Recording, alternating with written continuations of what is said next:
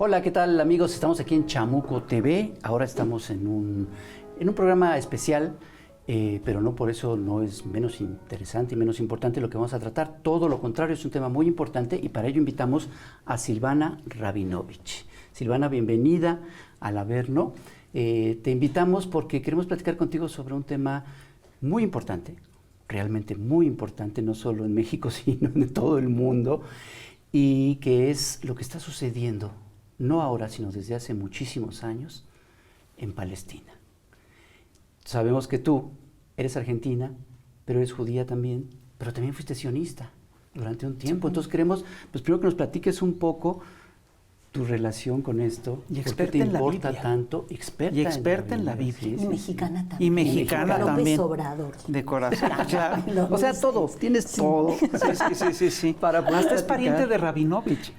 De algún Rabinovich es pariente. Seguro. Eso sí. Bueno, perdón, ahorita de eso trataremos más adelante. Bueno, ¿qué está pasando en estos momentos? Bueno, ¿Y cómo es que llegamos hasta acá? ¿Qué sucede?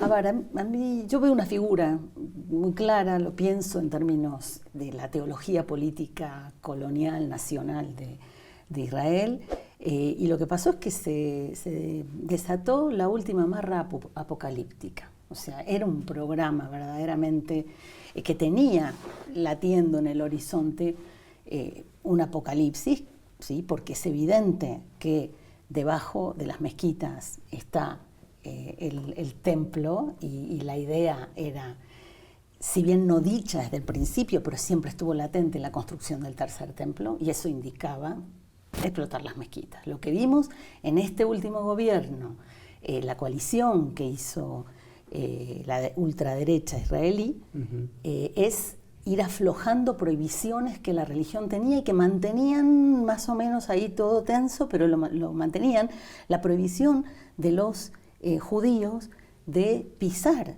la explanada de las mezquitas, porque ahí podía estar en algún lugar no determinado la Sancta Sanctorum, que es el lugar destinado al sumo sacerdote. Eso entonces mantenía, esa provisión hacía que los judíos no pasaran del otro lado. Lo que pasó es que empezaron a negociar y cada vez iban más. En el año 2000 recordarán que Ariel Sharon, entró y bueno, eso originó la segunda intifada, que fue mucho más violenta que la primera. La primera fue la de la visibilización de los palestinos. Pero la segunda empieza con la visita de Ariel Sharon. Lo que nosotros vimos este año, no sé si recuerdan, para la Pascua judía, era el llamado a sacrificar corderos pascuales en la explanada de las mezquitas. Eso era una afrenta tremenda al lugar sagrado de los musulmanes. Y eso que estaba latiendo se explotó. Nosotros veíamos a partir del año 2006, en el 2005 hubo algo que se llamó la desconexión, un eufemismo, es la desconexión de Gaza, que produjo Ariel Sharon justamente, y fue a dormir porque quedó en coma muchos años, no sé si recuerdan, y ganó elecciones en coma y todo, ¿no? Claro, como un hombre de paz quedó él por haber desplazado a la población judía que se había asentado ahí en la Franja de Gaza. Eso hizo que la franja quedara completamente libre de judíos, digamos, encerrada, sitiada por tierra, aire y mar, y entonces se volviera el escaparate de una industria cívico-militar que nosotros cada tanto veíamos otro ataque a Gaza, ¿no? Vimos uno muy cruento en el 2008, había habido uno en el 2006, pero el del 2008 no lo olvidamos, el de plomo fundido, y así periódicamente. Este es lo que pasa ahora, bueno, es el corolario de todo eso. A ver, tú hablaste, digamos, tú hiciste una interpretación que tiene mucho de religioso, pero hay fechas específicas dentro del conflicto. Está la declaración Balfour, está la Nakba. A ver, haznos esta cronología rápidamente, porque yo sí creo que todo eso, al final de cuentas, más que un asunto religioso, es un asunto que tiene que ver con los del imperio norteamericano en el Medio Oriente. Perdón. Sí, es que es una mezcla de cuestiones políticas y cuestiones religiosas muy fuertes. Completamente, es teología política, colonial, criminal. En este momento podemos decir genocida, ¿no? Ahora nombras, la declaración Balfour, es que el 2 de noviembre de 1917, sin embargo, en 1916 había habido un pacto secreto que se supo, entre los franceses y los británicos, el pacto Sykes-Picot. Ahí es cuando se divide todo el mapa de la región. Ustedes pueden ver que las fronteras no son creíbles, son todas hechas en un escritorio, evidentemente con regla y escuadra, ¿no? La de Egipto, que es así. Sí. Bueno, y lo que ocasiona esto es que se reparten ingleses y franceses. El mandato británico le toca esta zona, la zona de Palestina, y bueno, entonces empieza a haber una inmigración judía los judíos fueron perseguidos en Europa históricamente, la Rusia zarista, por supuesto, los pogroms, y después, ni hablar en el año 33 con la venida de Hitler. Pero en 1917 entonces negocian algunos dirigentes sionistas con Lord Balfour la declaración en la que dice que Su Majestad ve con buenos ojos el establecimiento de un Estado. El establecimiento no de un Estado, sino de un hogar nacional. Hogar nacional, homeland. Sí, exacto, y que no sea en detrimento de la población existente en el lugar. Eso es leído inmediatamente como, Estado, porque había un líder sionista, o el padre del sionismo, Theodor Herzl, que tenía un libro que se llamaba El Estado Judío, que es un oxímoron, pero él así sostenía que la diáspora de los judíos era algo anómalo y que había que remediarlo con un Estado nacional a la europea. Porque los judíos que habían vivido en villorrios, de manera muy tradicional, hablando la lengua yiddish en Europa, pero en los países árabes hablando el judeo árabe o el ladino en Grecia, Turquía, ¿no? los que salieron de España, de golpe estaba esta voluntad de establecer un Estado como todos. O sea, Europa, que nunca había podido terminar con los judíos, el antisemitismo europeo tuvo muchas formas y distintas etapas, ve en el siglo XVIII la posibilidad de integrarlos, ¿sí? Se da algo que se llama la emancipación de los judíos, dejan de vestirse ya con trajes tradicionales, empiezan a vestirse como todos, entran en las universidades, estudian, y lo que viene el movimiento de la Ilustración, y ahí viene la idea de tener un Estado. Y es el mejor anzuelo que le pudo tirar a Europa para decirle, miren, vayan para allá. Sí. Y Herzl lo dice en su libro, dice, el Estado judío tiene que ser un muro que contenga la barbarie oriental para que no penetre en Europa. Y se lo tomaron muy en serio. Entonces ustedes los ven que concursan en Eurovisión o juegan en la Liga de Básquet también en Europa, porque con los vecinos no se hallan, pero el mapa lo dice, están allá. Pero no todo el sionismo fue así. Entonces estábamos aquí, 1917. Empiezan entonces algunas, un poco antes, algunas olas migratorias de judíos europeos por persecuciones en la Rusia zarista, etc. Y cada vez con el ascenso del nazismo empieza a crecer el número de migrantes. Tenía sentido, digamos, que quisieran huir de Europa. Algunos, no todos iban para allá, ¿no? Muchos iban para América, o sea, para la Argentina, como fueron mis abuelos, o puede estar en distintos lugares. Hubo judíos que llegaron acá, a Estados Unidos, etc.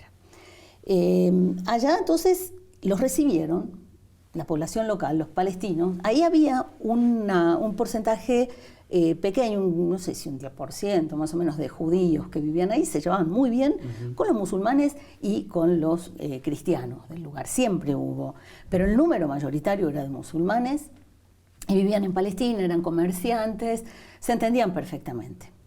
De hecho, los judíos se han entendido muy bien con los musulmanes cuando viviendo en países árabes, musulmanes, el entendimiento era de clase. Cuando en Irak, por ejemplo, en los años 50, hubo una persecución que duró 30 horas y se llama el Farhud. Fueron beduinos que persiguieron a los judíos. Los judíos pobres fueron a refugiarse en casa de musulmanes pobres y los judíos ricos en casa de musulmanes ricos. Y si tú me preguntas, así me apuras, si me preguntas cómo veo yo el futuro, cuando veo gente muy enardecida diciendo que tienen que morir o todos los judíos o todos los musulmanes, se van a entender muy bien por afinidad de clase. ¿Sí? Claro. Basta nada más cruzar el muro, y yo lo he cruzado ahora en junio. ¿Sí? Estuve de un lado y estuve del otro. la élite dorada de un lado se va a entender muy bien con la élite dorada del otro, y los trabajadores también. De hecho, había solidaridad entre los trabajadores del puerto. Hubo huelgas en el puerto de Jaffa, y ahí fue que el elemento nacional lo pudrió todo. Porque lo que pasó es que la central obrera sionista fue a pactar con la autoridad británica para abrir el puerto de Tel Aviv. Y ahí, en lugar de solidarizarse con los trabajadores, abrieron el otro puerto. Y bueno, esto, vamos a otra fecha importantísima. Sí, hubo, por supuesto, manifestaciones y protestas árabes, algunas, por supuesto, violentas. Y en el 1947 había que decidir la partición. Sí. Ahora, el 29 de noviembre se van a cumplir no sé cuántos años, del 47 hasta ahora, serán 77 años, algo así. Bueno, soy malísima, por eso estudio filosofía. De la partición de Palestina en la ONU. Hubo un grupo de sionistas de un ala socialista y no del ala pragmática, que es la que fue degenerando en lo que vemos hoy, que lograron ir a la reunión con una comisión angloamericana que fue en el año 46 para auscultar a ver qué pasa en esa tierra, si había que partirla o no partirla. La mandó las Naciones Unidas. A pesar de que la conducción sionista tenía una idea de que había que partir la tierra, un grupito, este grupo que siempre estuvo en un proyecto binacional, que eran profesores de la Universidad Hebrea de Jerusalén, Martin Buber, Yehuda Magnes, Moshe Smilansky, convencieron a la Comisión Angloamericana de no partir la tierra y de explicar que ahí la forma Estado Nacional era ajena a la zona y que lo que era adecuado era una confederación de comunidades autónomas en la cual ninguna mayoría determina ninguna minoría.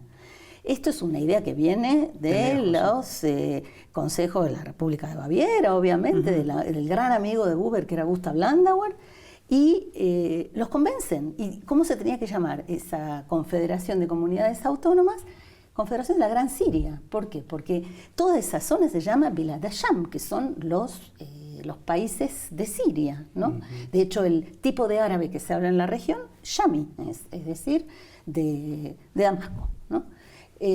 Todo eso era una promesa. Convencieron a la Comisión Angloamericana. Volvió la Comisión Angloamericana y las potencias dijeron no, dividir y gobernar. Y en el 48 llegó la Nakba. Y en el 48 llega una Nakba que se estaba cocinando ya desde antes, porque había habido... a ver, vamos a hablar de esa época. Porque, a ver, Silvana, te voy a interrumpir porque vamos a hacer un corte, sí. Pero en una parte que es muy, muy importante. Vamos a ver... Chamu Hits. Vamos a ver los Chamu Hits. Beatle Hits. Beatle Hits. Bueno. Que yo sé que a ti te gustan los Beatles. Claro. ¿A quién no? ¿A quién no? Y regresamos porque este punto es muy importante en la historia. Nos vamos y regresamos. No se vayan. Buenísimo. Gracias. Bienvenidos a Chamu Hits, el resumen de éxitos que absolutamente nadie estaba esperando. En esta ocasión, con una edición muy especial. Acaba de estar en nuestro país después de 6 largos años el mismísimo Paul McCartney, como parte de la que tal vez sea su última gira mundial. Y eso, junto al lanzamiento de la nueva y última canción de los Beatles, Now and Then, ha provocado un resurgimiento de la Beatlemanía en todo el mundo. Así que les presentamos una edición especial de Beatle Hits. Varias celebridades muy célebres en México se han reunido para recordar al cuarteto de Liverpool. Y para ello han grabado algunas de las más famosas canciones de los Beatles. Al escucharlas, no sabemos si se trató de un homenaje o de un atentado. Aquí en Beatle Hits les presentaremos varias de estas joyas. La primera gran estrella invitada fue Marcelo Ebrard. El simpático carnal primero propuso para este homenaje bailar Payaso de Rodeo. Cuando se le explicó que tenía que ser una canción de los Beatles, hizo tremendo berrinche. Pero finalmente, 3 meses después, grabó muy a su estilo El hombre de ninguna parte. No podría faltar en este tributo la carismática Sandra Cuevas, quien montada en su moto cantó Lady Mandona.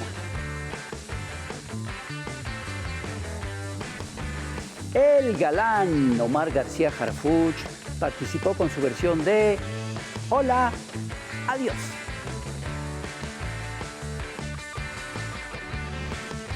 Los progres buena ondita de Movimiento Ciudadano se reunieron para interpretar y reinterpretar el clásico Bola de Fresas por Siempre. Muy esperada en este homenaje fue la participación de Claudia Sheinbaum, quien junto con todos los precandidatos de Morena entonó más que una simple canción, toda una alabanza dedicada a su líder, el viejo mágico y misterioso.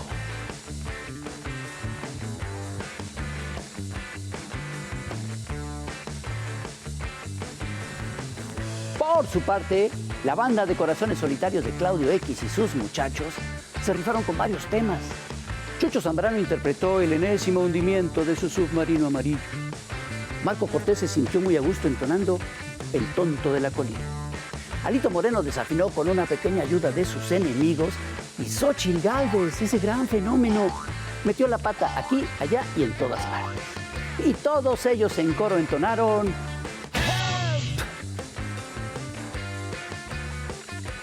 Eso fue todo por hoy en Chamu Hits. Si los biclemaníacos me perdonan esta, nos vemos en la próxima.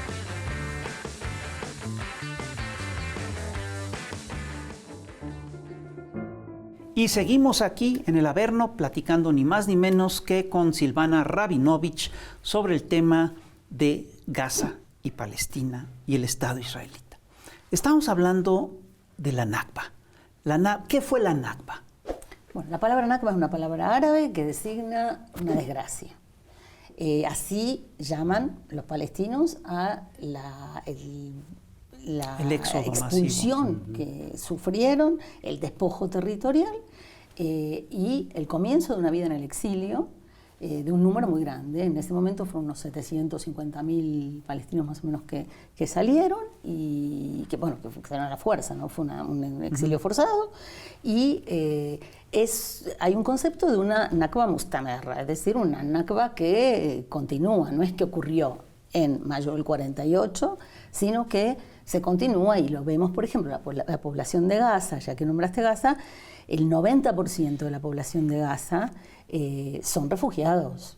Los barrios, por ejemplo, cuando se destruyó el campamento de Jabalía hace unos días, uno de los barrios de ese campamento se llama Yafawiya, es decir, la gente tenía el nombre de la ciudad de origen, de donde fue expulsada, Yafa, el puerto del que veníamos hablando antes.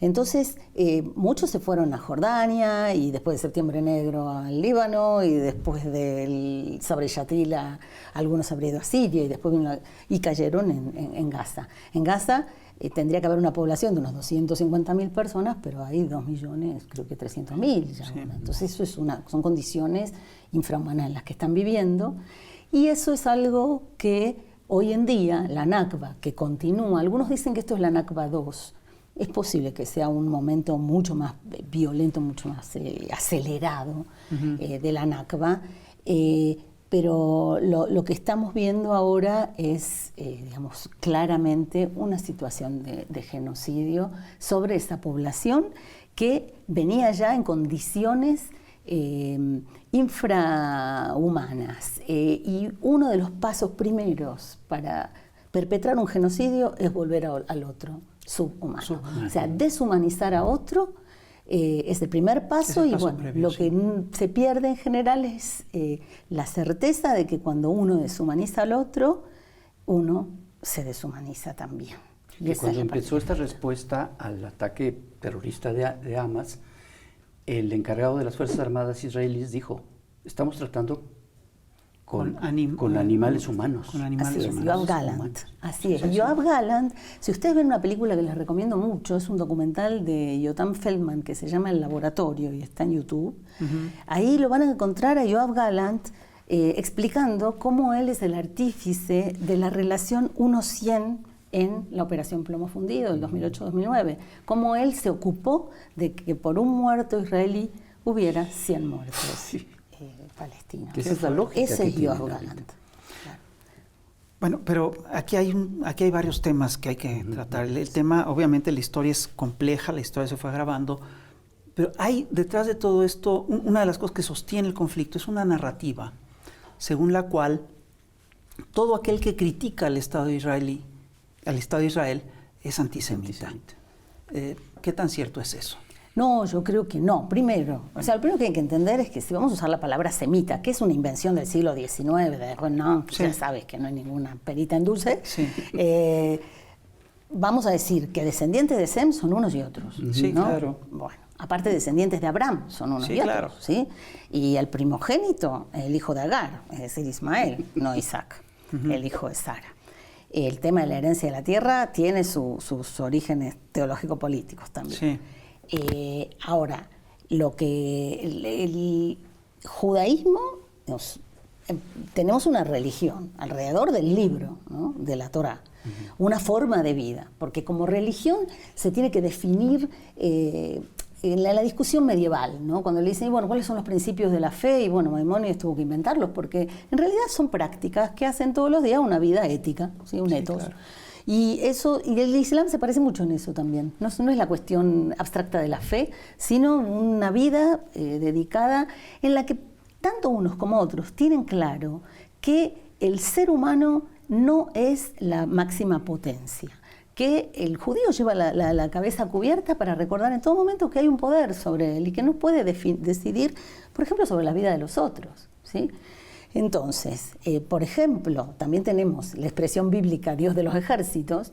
El ejército se arroga el lugar de Dios. ¿Qué es lo que pasa ahí? Tenemos el movimiento sionista del que veníamos hablando, ¿no? Con Herzl. Y lo que ocurre actualmente es que hay una asimilación de... o sea, el Estado de Israel se arroga el derecho de representar a todos los judíos del mundo y decir que es el lugar más seguro para los judíos, cuando es evidente que no. Recientemente Guidón Levy dijo, sí, hay un video de Guidón Levy donde dice un día Netanyahu que es el lugar más seguro para los judíos y al día siguiente dice que, bueno, la guerra con Irán es inminente. Dime qué seguro es eso, ¿no? Pero bueno, más allá de eso, de la seguridad, esa representación que se quiere arrogar, que no fue siempre así. Hubo corrientes siempre diferentes dentro del mismo sionismo, cuando recientemente hablé de Buber, ¿no? Pero no solo dentro del sionismo, también hubo muchos judíos antisionistas. Existía un movimiento en Europa, que es el Bund, que son judíos internacionalistas y que consideraban que la revolución había que hacerla en los distintos lugares donde estaban.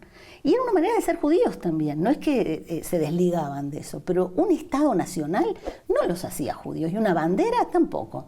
Había en Israel un sabio, un hombre que era también profesor de filosofía, pero tenía como 7 doctorados, que era Yeshayahu Leibovich. Y yo lo escuché en el año 82, cuando fue la guerra del Líbano, con un auditorio llenísimo en la Universidad Hebrea de Jerusalén, llamar a la objeción de conciencia y decir, como hombre religioso que era, que la bandera era un trapo de colores y que la relación con la bandera era de idolatría, que la relación con la tierra era de idolatría. O sea, para un religioso es muy fuerte decir eso. Sí. La misma relación con la Torá, usar a la Torá es una relación de idolatría, ¿no? Para hacer la guerra. Entonces, él llamaba a la objeción de conciencia y decía, yo no le puedo pedir a una persona sola que lo haga, pero sí a un grupo. Y entonces se arma en ese momento un movimiento muy importante que se llama Yesh Gvul, es decir, hay un límite. Hay un límite en todos los sentidos, ¿no? También en el sentido de que no vamos a ir al Líbano, no vamos a quedar de este lado del límite.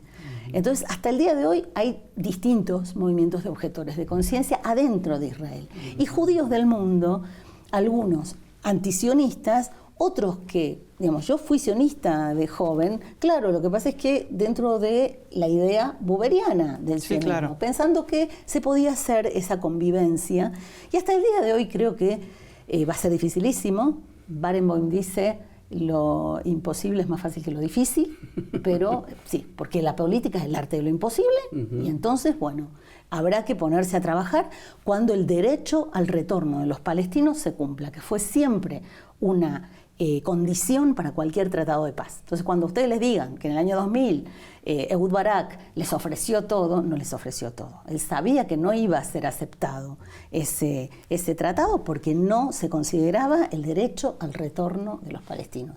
Hay una contradicción entre una ley de retorno que a mí como judía, bueno, ahora no me deben querer mucho, pero digamos, a cualquier judío le permite retornar después de milenios a la tierra, y este derecho al retorno que les es confiscado a los palestinos.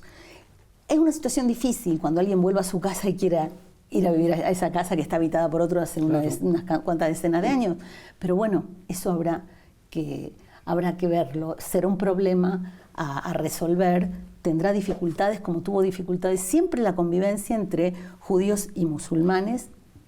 Pero en cualquier caso, sí, lo que estamos viviendo, el genocidio, sí, no es aceptable. No, es condenable y es más que condenable. O sea, a mí no me alcanza con denunciar. Yo trabajo en filológicas, para mí la palabra es una cosa muy importante. Entonces no me alcanza con denunciar porque en la denuncia está la policía en última instancia. A mí me parece que lo que hay que hacer es impedir esto, o sea, detenerlo inmediatamente. Y me parece que eso, de todas las maneras posibles, hay que tratar de detenerlo.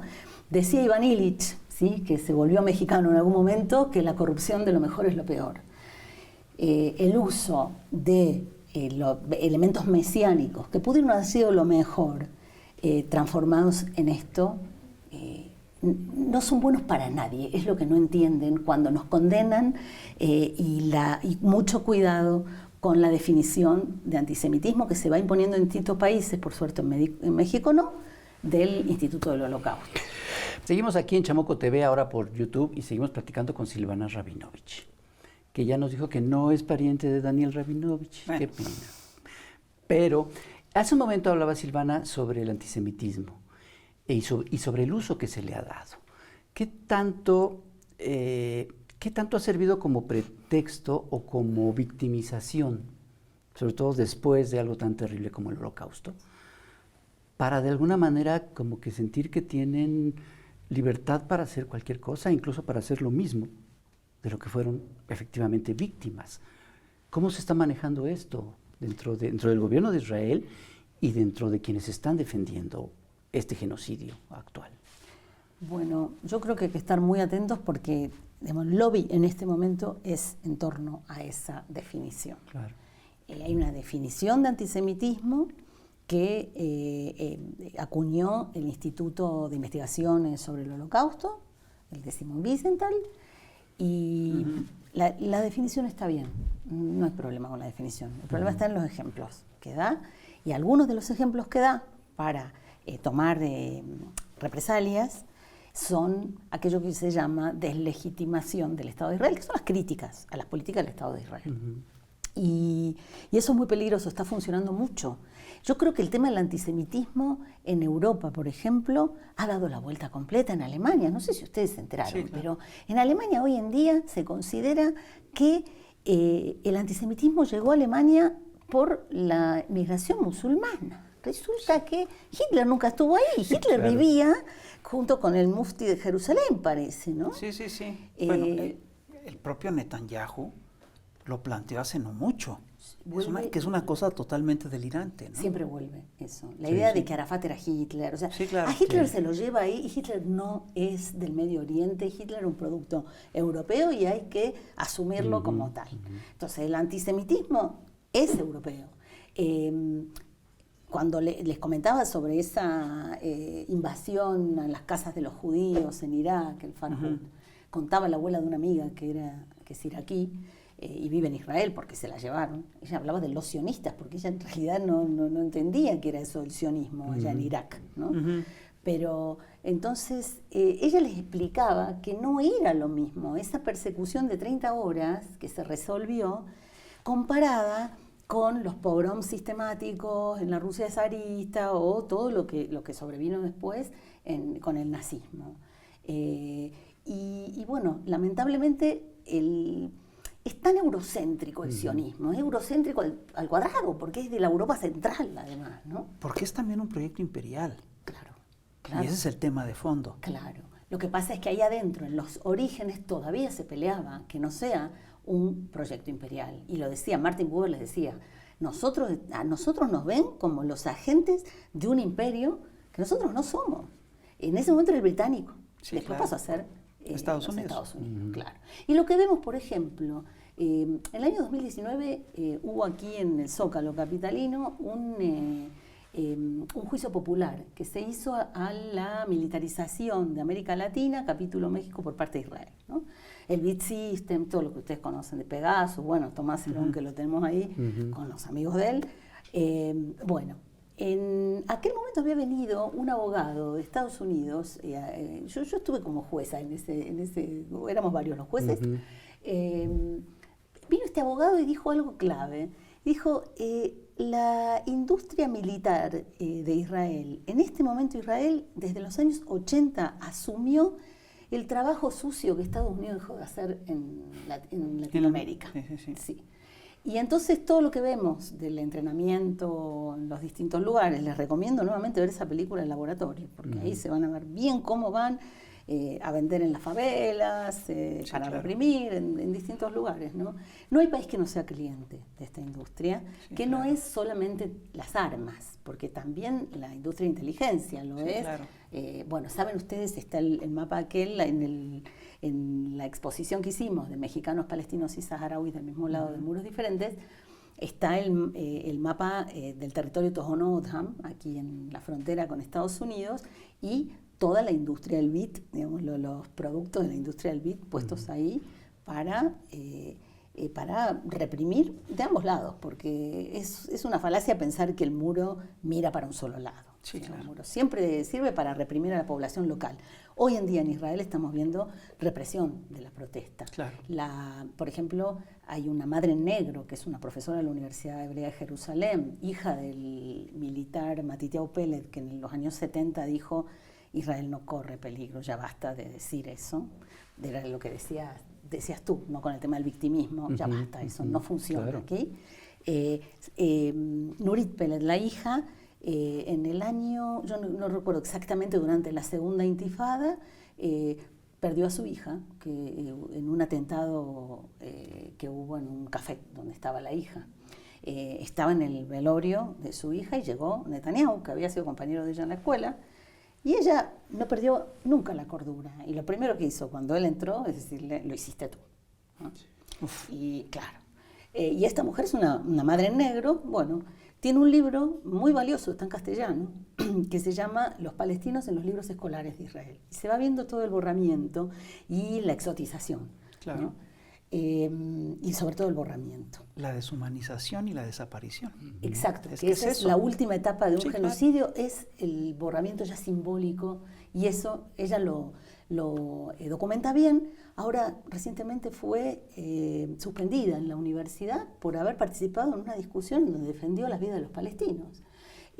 Un maestro de civismo dijo en su clase: un niño es un niño, nazca en Sderot, en Han Yunes o en Be'eri, es decir, en la ciudad fronteriza con Gaza, en el campamento de Han Yunes de Gaza, o en Be'eri, el kibutz donde pasaron estas atrocidades. Es tremendo, ¿no? Y también fue suspendido de sus labores. Fíjate. ¿Tú has tenido problemas por siendo judía, tu posición no solo de condena, dices, no solo de denuncia, sino incluso de algo mucho más enérgico? ¿Has tenido problemas? Fíjate, porque nosotros, luego en nuestros cartones, Sí, claro. hasta nos han criticado y nos han acusado de antisemitas. ¿Tú has tenido algún problema fuerte por tu posición tan clara en este momento? Bueno, no fue a ese nivel, por suerte. En el año 2008, con alguien que ustedes conocen muy bien, que es Pedro Miguel, hicimos una iniciativa ciudadana que se llamó Adopte un niño muerto, Sí. que fueron actividades culturales. Nosotros tradujimos películas, tú viniste Yo a estuve. comentar, Sí, claro, yo Vals estuve, con sí. Bashir viniste Sí, a sí, comentar, me acuerdo. Sí. Bueno, hicimos actos culturales, estaba gente como Margit Frank, Sí, sí, Néstor sí. Brownstein, o sea, muchos profesores. En ese momento, a mí sí, digamos, tuve que cambiar de centro dentro de mi instituto. Por suerte era definitiva, entonces no me te quedé sin corrieron, trabajo. sí. Pero sí me tuve que ir de centro unos años más tarde. Tuve que renunciar a un montón de comités tutoriales donde estaba. sí, digamos, y hoy en día soy, ya porque me dijiste bienvenido al Averno, bueno, sí, soy el diablo para varios ahí, pero bueno, ¿qué vamos a hacer? Un diablo sumamente amoroso, porque toda mi crítica viene desde el amor, o sea, yo nunca negaré, no solo que soy judía, sino que fui sionista, y la puedo criticar y saber que uno puede estar ahí adentro creyendo en que podría ser un proyecto de convivencia verdaderamente diferente a todo, pero bueno, no lo fue, se transformó en esto y uno ya no puede permanecer. Podría no ser el infierno que es ahora, ¿no? Eso. El genocidio que se está viviendo ahora. Pero fíjate, hay una cosa que me llama profundamente la atención. Se construyó una narrativa ahora según la cual todo el conflicto palestino, todo el conflicto de Gaza empezaba con el atentado de Hamás, cosa que francamente falta la verdad, porque el conflicto empieza décadas antes, ¿no? Pero fíjate, esa narrativa sí tenía una lógica, porque si tú centras el conflicto, si el conflicto parte de un acto terrorista brutal, tremendo, etc., entonces la reacción que viene, el genocidio, se justifica. Se justifica todo. Claro, entonces todo se justifica, que es lo que están haciendo ahora, ¿no? Entonces, y eso establece una lógica que es increíble. Si tú ya eres bueno, pues ya eres bueno y hagas lo que pero hagas. no se está funcionando. En el mundo en estamos viendo... sectores. Pero yo no recuerdo, a lo mejor mi memoria es pésima, pero yo no recuerdo manifestaciones como por ejemplo ahora en Inglaterra en estos días. Sí, claro. Sí, no les está funcionando mucho esa narrativa, por lo menos no les está funcionando como les estaba funcionando. Es que no, hay 95% de marchas a favor de Palestina, 5% a favor de Israel. ¿Cómo puede haber 5% a favor de un genocidio? Sí. Es que eso es lo que sí está funcionando. Es escandaloso. Eso es lo que está Lo que funcionando. pasa es que funciona mucho también un elemento que en general se soslaya, que es el sionismo cristiano. El sionismo cristiano es tremendo. Bolsonaro, Trump forman parte de esas movidas en las que lo que se está esperando es que se maten los unos a los otros, se ponen del lado de Israel para poder, como echar política al carroñera. fuego, claro, pero la idea es que por fin el Armagedón traiga la segunda venida de Cristo. Fíjate.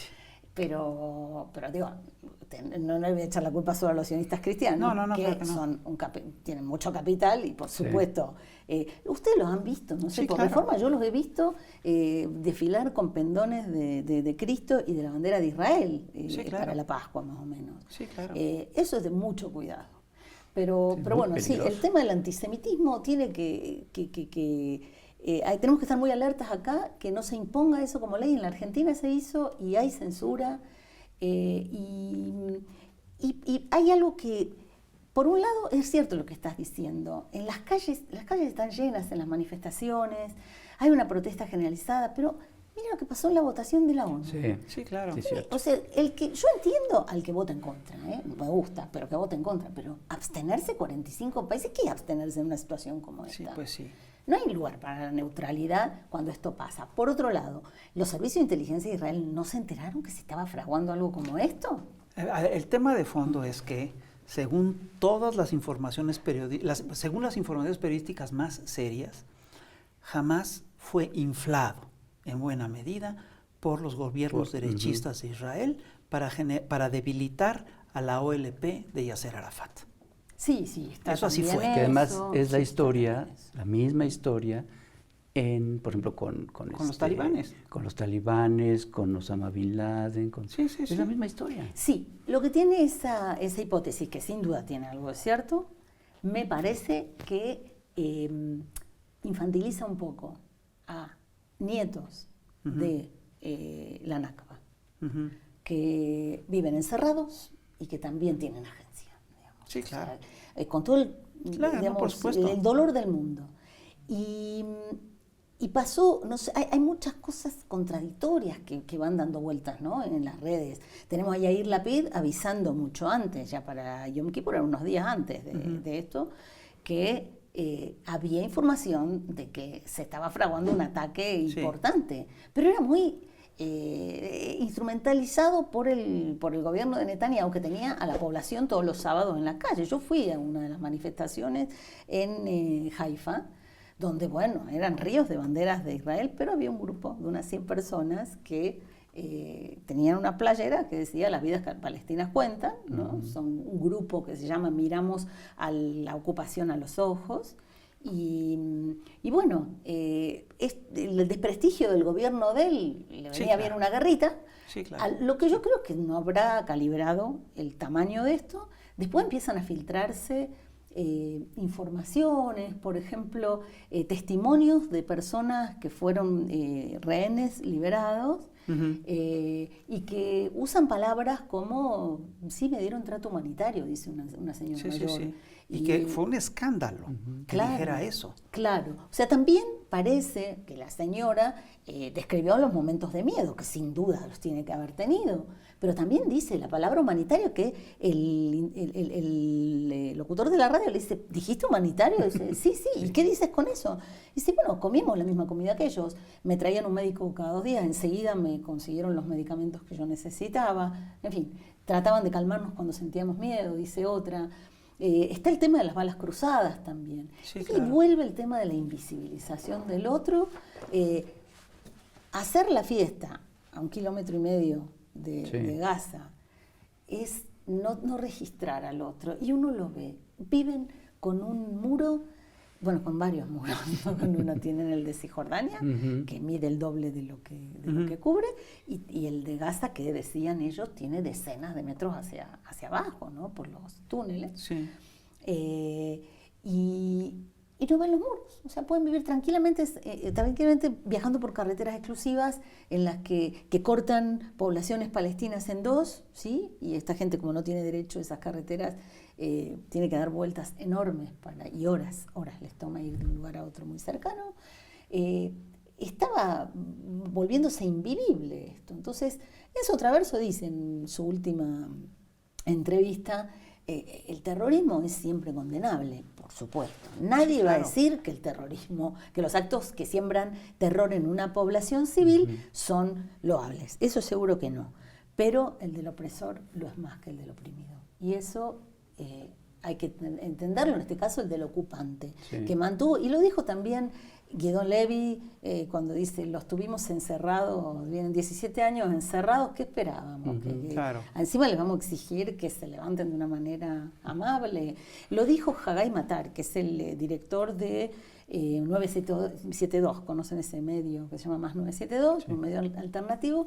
Le dice, bueno, era el primer día. Dice, yo estoy buscando un refugio, dónde ir, porque realmente, o sea, tengo mis hijos, tengo miedo, pero esto que pasó, que entren y te saquen de la cama y te secuestren, y eso les pasa a ellos todo el tiempo. Todo el tiempo.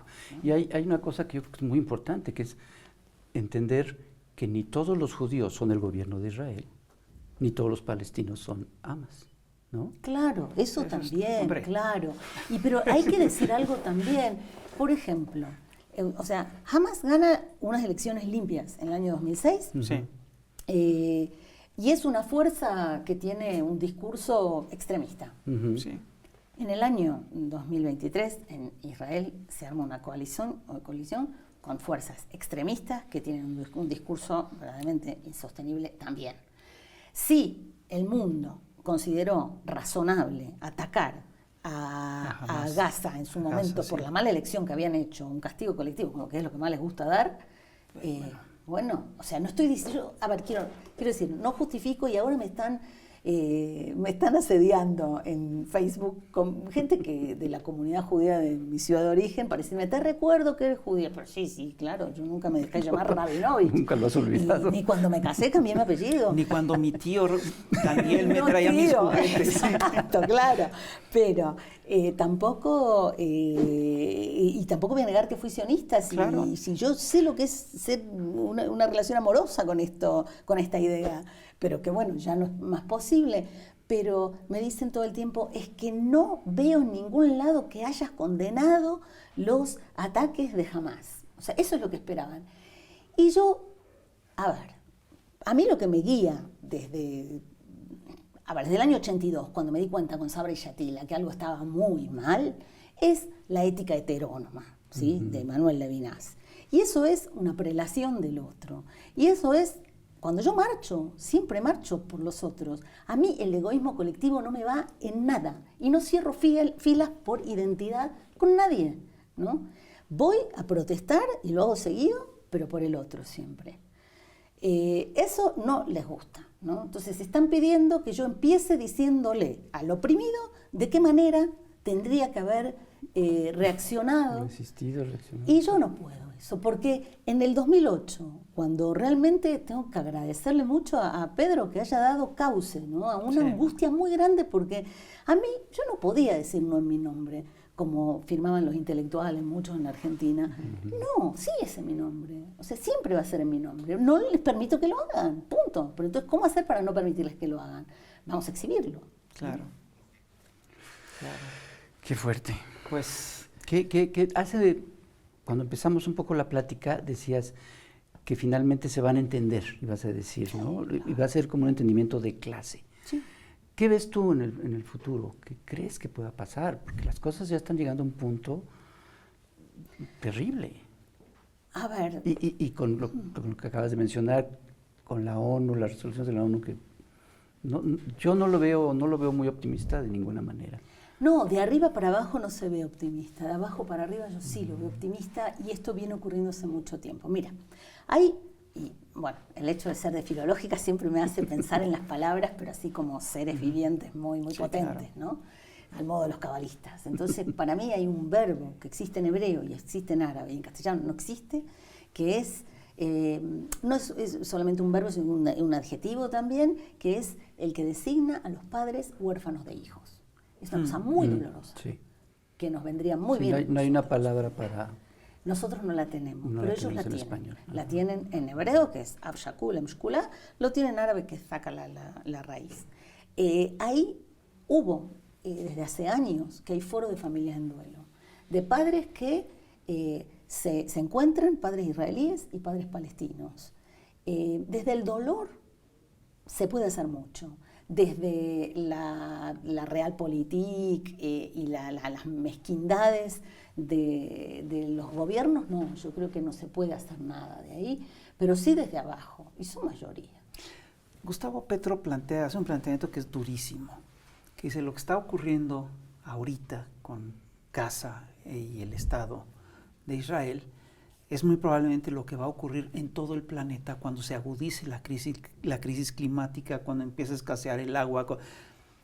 Eso no es tan alentador como lo que... No, claro que no. Eso a mí también me preocupa porque lo que plantea Petro no es ninguna tontería. No. Y está planteando el cálculo demográfico. Así es. Un tema que también, dentro del movimiento sionista fue súper importante. Martin Buber decía, es inmoral pretender volvernos una mayoría, nosotros que venimos de ser minoría perseguida. Así es. Pero eso es la obsesión y digamos, no está lejos de la realidad. A mí me hubiera gustado mucho que a partir de las primeras declaraciones de Petro se hubiera hecho alguna iniciativa descolonial de parte de los presidentes latinoamericanos, los que son descoloniales, ¿no? No todos, pero realmente me parece que tendrían que llevar una propuesta que parta de la vulnerabilidad, que es lo que hemos visto. La población israelí descubrió que ni la industria armamentística, ni las ojivas nucleares, ni los muros les sirvieron para defenderlos. No estuvieron los soldados para defenderlos. Y hubo incluso balas cruzadas. En ese momento en que dejan de confiar en esta autoridad que se pretendía infalible, yo creo que hay posibilidades. Son muy dolorosas, pero las hay. Hay muchísima esperanza, decía Kafka, no para nosotros. Eso no quiere decir que no haya esperanza. Claro. Quiere decir que tiene que ser para los que siguen. Claro. Pues ojalá que haya mucha esperanza para los que siguen y también para nosotros. ¿Por qué no? Yo creo que si hay para los que siguen, hay para Seguro, nosotros. Claro que sí. ¿No? Sí. Silvana, muchísimas gracias por esta plática. Estuvo realmente muy, muy interesante. Ha sido un gusto enorme. Un gusto mío. Muchas gracias. Me encanta conocerlos personalmente. Y ojalá que haya oportunidad más adelante para muchas más pláticas. Y ojalá que sea con temas más agradables. Claro. Sí. Como Daniel Rabinovich. Como precisamente tu tío, que nos vengas a platicar de tu relación con tu tío Daniel Rabinovich. Que no me reconoció nunca. Claro, sí, los Rabinovich son los comunistas de la familia y son los... Muy bien, pues muchísimas gracias. Este fue un gran programa, esperemos que lo hayan disfrutado mucho, que lo compartan, que lo recomienden y nos vemos aquí en el próximo Chamuco TV. Muchas gracias.